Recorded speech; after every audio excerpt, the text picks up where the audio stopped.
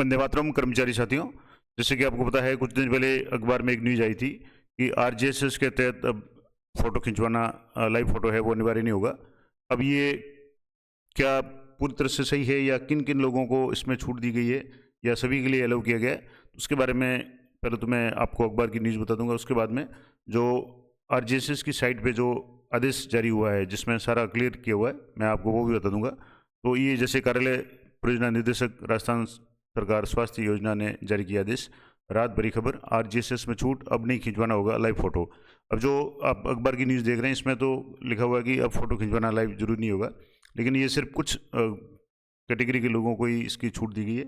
क्या क्या है और इसके संबंध में मैं आपको पहले तो यहाँ से अखबार की न्यूज़ बता देता हूँ कि स्वास्थ्य योजना आरजीएसएस में वृद्धजनों को अब लाइव फोटो खिंचवाने की जरूरत नहीं है। इसके आदेश कार्यालय परियोजना निदेशक राजस्थान सरकार स्वास्थ्य योजना की तरफ से जारी किए गए हैं। और ये पत्रिका की तरफ से एक बीच में न्यूज़ भी जारी की गई थी कि बुजुर्गों वगैरह को इस फोटो सेशन में समस्या होती है, तो इसके लिए यहाँ जो प्रोजेक्ट डायरेक्टर शिप्रा विक्रम है उनका भी एक स्टेटमेंट है कि आरजीएसएस के तहत अस्पताल में जाने वाले मरीजों को आयु और गंभीर रोग के तहत छूट प्रदान की गई है, उनको लाइव फोटो खिंचवाने की जरूरत नहीं है। अब सबसे बड़ी बात है कि किसको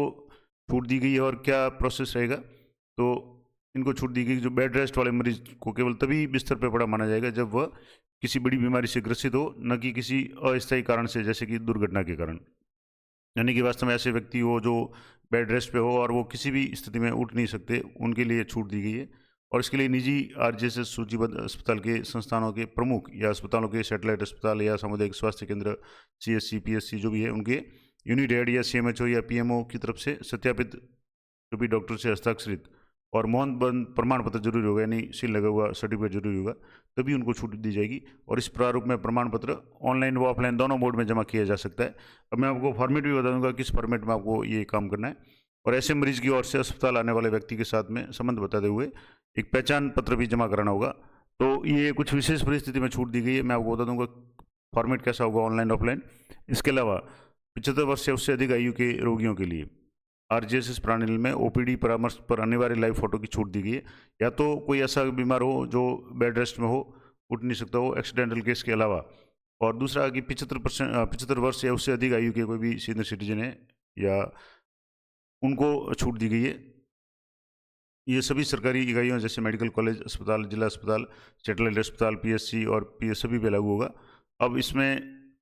कुछ डिमांड भी की गई है कि राजस्थान सरकार स्वास्थ्य आरजीएसएस में सरकारी कर्मचारी शामिल है और आरजीएसएस में सरकार की ओर से दिसंबर में लाइव फोटो अनिवार्य करने के कारण सेवानिवृत्त बुजुर्गों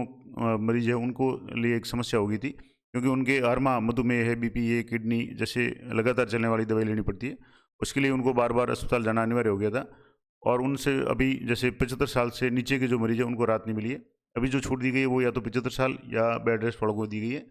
इसमें पहले 72 साल के मरीजों को छूट दिया जाना तय किया गया था, लेकिन सरकार ने उसे बदलकर 75 साल कर दिया। जबकि कई ऐसे मरीज हैं जो 65 या 70 साल की उम्र के बीच में है और चलने फिरने में उनको दिक्कत होती है, खास करके जो जिनके घुटनों की वगैरह समस्या होती है उनके, तो उनको इस आदेश में कोई छूट नहीं दी गई है। तो ये डिमांड जो भी है, जो भी सरकारी कर्मचारी सेवानिवृत्त हैं उनकी डिमांड है कि बुजुर्ग, उन्होंने कहा कि सरकार को कम से कम 70 साल के बुजुर्गों को छूट प्रदान करनी चाहिए, जिससे उनको कम से कम नियमित चलने वाले दवाओं के लिए तो अस्पताल जाना नहीं पड़े। और एक और जो बुजुर्ग हैं जिन्होंने कहा कि मुझे 50-60 किलोमीटर की दूरी से अस्पताल आना पड़ रहा है जबकि दवाई में कोई बदलाव नहीं है, तो पत्नी को लाने भेजना संभव नहीं हो रहा है क्योंकि लाइव फोटो वाला जो सेशन मामला है, इस कारण से। अब मैं आपको बताऊंगा कि ये जो आरजीएसएस की साइट है इस पर जाएंगे तो आपको ये आदेश है यहाँ से, जैसे ये जो रिसेंट अपडेट है इसमें OPD live photo relaxation order guidance letter guidance with amendment है, ये 22/1/2025 का है। अब ये आदेश क्या है मैं आपको पूरा आदेश बताता हूँ। यहाँ से जो आदेश है ये office of project director Rajasthan government health scheme, ये तो अमेंडमेंट है ओपीडी फोटो, ये जो हॉस्पिटल वगैरह के लिए है। इसके अलावा ये जो है कि किन किन को छूट दी गई है तो मैं आपको बता दूं, उसके बाद मैं आपको फॉर्मेट क्या होगा वो भी बता दूंगा। तो relaxation for the patient who are bedridden, यानी ऐसे लोग जो बिस्तर पे है, और उसमें भी क्राइटेरिया दिया हुआ है कि a patient shall be considered bedridden only when, यानी वो तभी माना जाएगा बेड राइडन जब when he or she is on the bed due to grave या serious consequences of the major disease, यानी जो बहुत गंभीर बीमारी के कारण बिस्तर पे है, not due to some temporary reason, यानी कुछ अस्थायी कारणों से अगर कोई है तो उनको नहीं छूट दी जाएगी, जैसे समय एक्सीडेंट, यानी एक्सीडेंट के केस में छूट नहीं दी जाएगी। इसके अलावा in case of OPD consultation a certification from the treating doctor sign and sealed. इसके अलावा छूट के लिए आपको जो भी कंसल्टिंग डॉक्टर है उससे सर्टिफिकेट लेना पड़ेगा जिनका साइन और सील की हुई हो, along with the duly verified by. इसके अलावा उस पे उस संस्था के यानी जो हॉस्पिटल है उसके, प्राइवेट हॉस्पिटल है तो उसके जो भी हेड है, यूनिट हेड है, या सरकारी अस्पताल है तो CMHO PMC फॉर हॉस्पिटल, या सेटलर हॉस्पिटल है, कम्युनिटी हॉस्पिटल CSC है, प्राइमरी हेल्थ सेंटर है, जो भी जैसे भी हो वहाँ के जो भी मुखिया डॉक्टर है उनकी भी वेरीफाई होना जरूरी है। और the certificate is given format can be submitted both online and offline. तो जो सर्टिफिकेट है वो ऑनलाइन या ऑफलाइन दोनों मोड में सबमिट किया जा सकता है। और pro forma for the same can be download from RGSS portal. और उसका जो परफॉर्मा है आप RGSS पोर्टल से भी डाउनलोड कर सकते हैं, मैं आपको बता भी दूंगा pro forma. The person visiting hospital on behalf of A bed ridden patient, और जो व्यक्ति कोई ऐसा मरीज है जो बिस्तर पे है उनके पास में कोई विजिटिंग के लिए आता है या उनका रिलेटिव है, shall be required to submit the ID, और उसको भी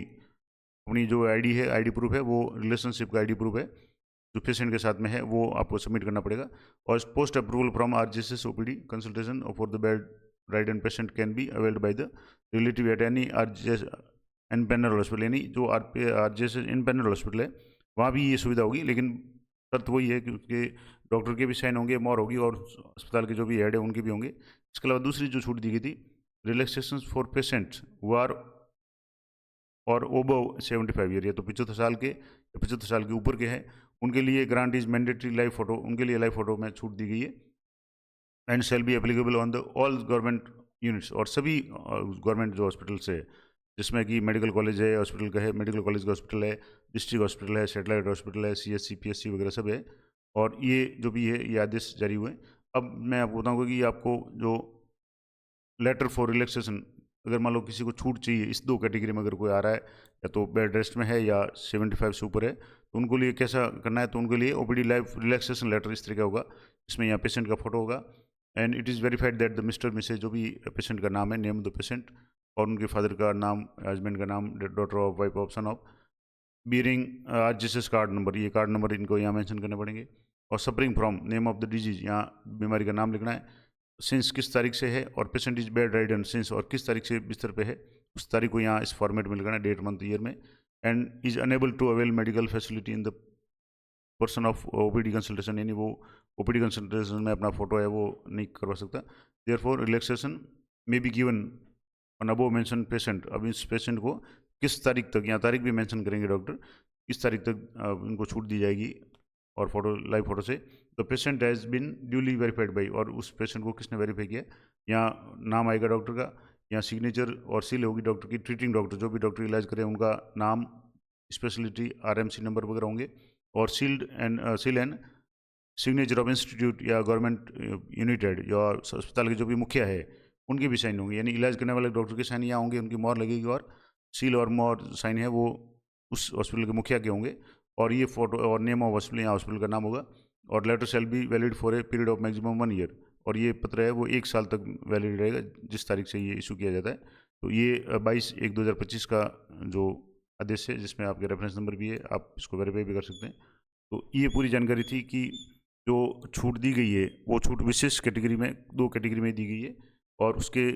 लिए भी आपको जो फॉर्मेट मैंने आपको बताया, ये फॉर्मेट जो भी साथी आते हैं, जो उनके पेशेंट के साथ में जो भी ये रिलेटिव है, उनको अपने ID के साथ में ये फॉर्मेट है डॉक्टर से साइन करवा करके, जो ट्रीटिंग डॉक्टर है और संस्था के जो भी अस्पताल के हेड है उनके साइन और सील लगा करके, साइन करवा करके ये आपको सबमिट करना पड़ेगा, तभी उन पेशेंट को ये छूट मिलेगी। तो ये थी महत्वपूर्ण जानकारी RGSS से संबंधित। अगली वीडियो में हम बात करेंगे कि RGSS से संबंधित बहुत ही इंपॉर्टेंट जानकारी मैं आपके साथ साझा करूंगा, जिसमें सेवानिवृत्त कर्मचारी है वो अपना RGSS कार्ड कैसे चेंज करें,